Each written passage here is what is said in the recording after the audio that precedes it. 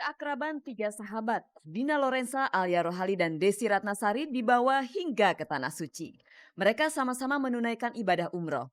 Hanya soal waktu keberangkatan dan kepulangan saja yang membedakannya. Desi lebih dulu berangkat sedangkan Alia dan Dina menyusul kemudian. Demikian halnya dengan kepulangannya. Kemarin Desi pulang lebih awal dibanding kedua sohibnya. Yang namanya sahabat nasibnya pun tak jauh beda. Jika Alia dalam waktu dekat akan menikah, Desi dikabarkan juga akan menikah dengan.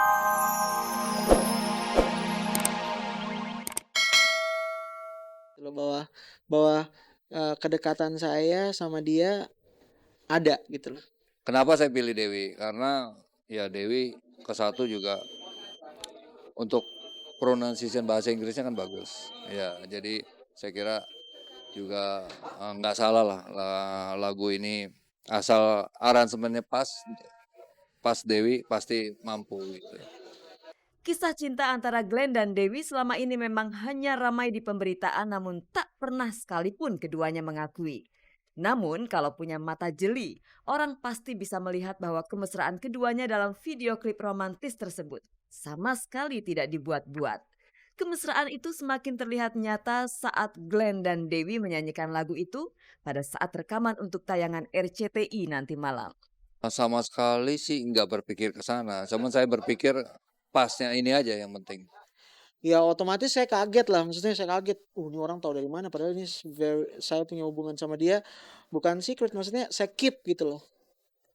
Nah, saya keep buat saya pribadi dan dia gitu loh. Dan akhirnya ya udah ngerjain lagu itu, duet itu, ya Payan pun mikir kita hanya ya teman biasa gitu loh. Tapi ya memang saya ngerasain chemistry yang kuat banget udah ngerjain lagu itu.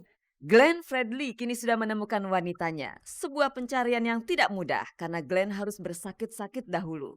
Sakit karena pernah mengalami patah hati dan sakit karena sempat dicap sebagai pria perusak kebahagiaan rumah tangga orang lain.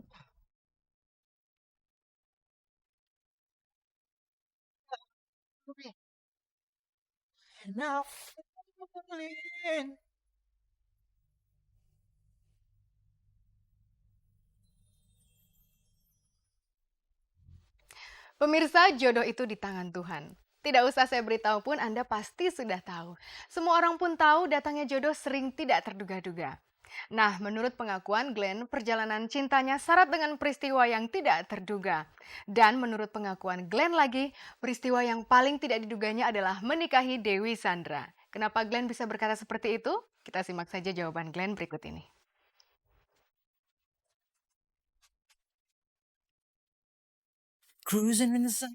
Setiap orang berhak untuk menemukan cintanya, menemukan kebahagiaan bersama orang yang dicintai. Kendalanya selama ini Glenn dan Dewi seperti terpisahkan oleh tembok kuat bernama kecurigaan publik. Orang-orang sudah terlanjur curiga kepada keduanya sampai-sampai muncul tudingan keduanya menjalin cinta lewat pintu belakang. Walau 1000 mata yang curiga, tak membuat Glenn Fredly surut untuk menikahi Dewi Sandra. Ini jujur dari hati saya nggak pernah niat jelek buat siapapun. Apalagi untuk mengacaukan sebuah kebahagiaan orang lain. Jadi saya pikir saya nggak mau mengkonfirmasi apapun gitu. Jadi itu aja lah yang saya bisa balik. Saya percaya kok kalau misalnya sesuatu yang baik pasti diizinkan terjadi sama Tuhan. Ya, kalau nggak baik nggak bakal mungkin diizinkan. Dan hasilnya pasti nggak baik juga, itu aja. Glenn yang romantis, Glenn yang kerap mencipta lagu berdasar kisah cinta pribadinya sudah menemukan jodohnya. Ingat lagu Januari yang menyayat-nyayat itu? Saat itu Glenn sedang patah hati dan sekarang Glenn seakan hidup kembali di bulan April. Bulan di mana Glenn mengucapkan janji setia bersama Dewi untuk membangun rumah tangga yang bahagia. Saya nggak bisa ngomong apapun ya melalui pernikahan saya sama Dewi. Mudah-mudahan ini bisa jadi berkah buat banyak orang. Dan saya yakin itu akan terjadi gitu loh.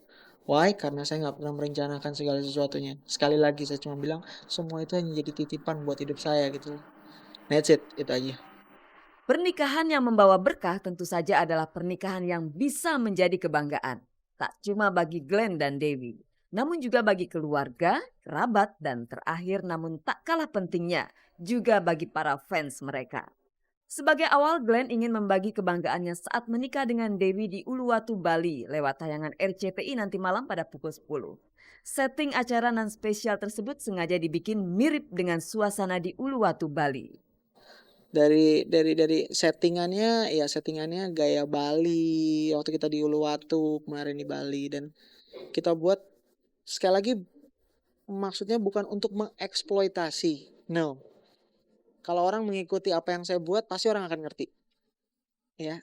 Kalau orang hanya ngeliat sepotong-sepotong pasti semua akan berpendapat opini masing-masing, dan orang berhak gitu ya beropini gitu. Tapi buat saya apa yang saya buat pasti ada alasannya, pasti ada tujuannya. Saya percaya segala sesuatu itu ada waktunya.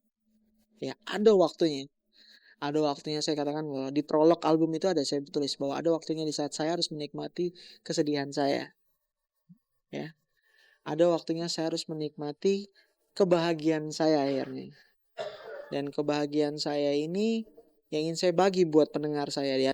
Aku dan Dewi Sandra, itulah pesan yang ingin disampaikan Glenn lewat album barunya. Aku dan Wanita, itulah pesan Glenn Fredly kepada seluruh wanita yang dikaguminya. Dan buat saya wanita itu penolong.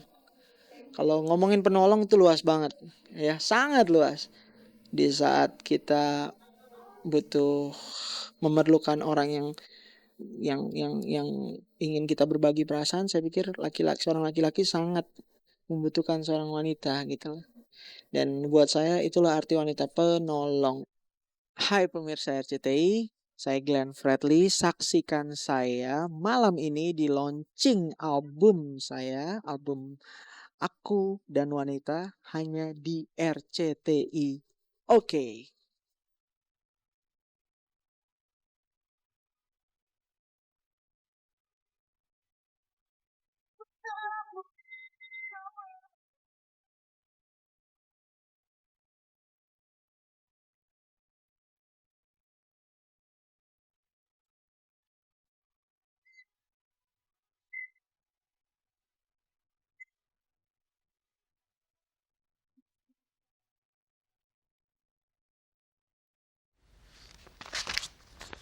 Pemirsa, kabar pernikahan Desi Ratnasari dengan Irwan Daniel Musyri kian kencang beredar. Kemarin saat menjadi bintang tamu dalam pembukaan sebuah mal, Desi memilih tutup mulut soal kabar itu. Di tempat yang sama, awak Gospot mendapati Tengku Rafli Pasha. Kebetulan ia sebagai arsitek mal tersebut. Nah, bagaimanakah kabar Rafli sekarang? Simak saja liputannya.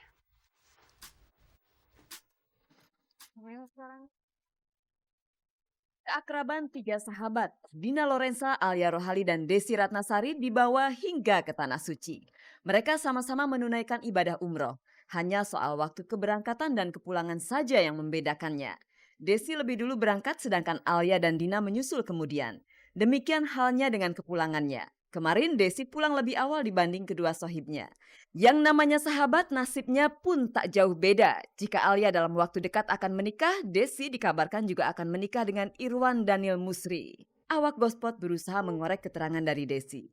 Tapi Desi enggan menjawab lantaran kelelahan serta dikejar waktu untuk manggung di acara pembukaan sebuah mall. Hingga usai acara pun Desi masih tutup mulut. Namun lewat manajernya ia berjanji kepada awak Gospot untuk diwawancarai. Sementara Irwan yang kemarin menghadiri resepsi pernikahan Gendis dengan Arif enggan berkomentar saat ditanyai seputar kabar pernikahan tersebut. Beralih ke pembukaan sebuah mall ini, rupanya bangunan ini hasil rancangan mantan suami Tamara Blesinski, Tengku Rafli Pasha.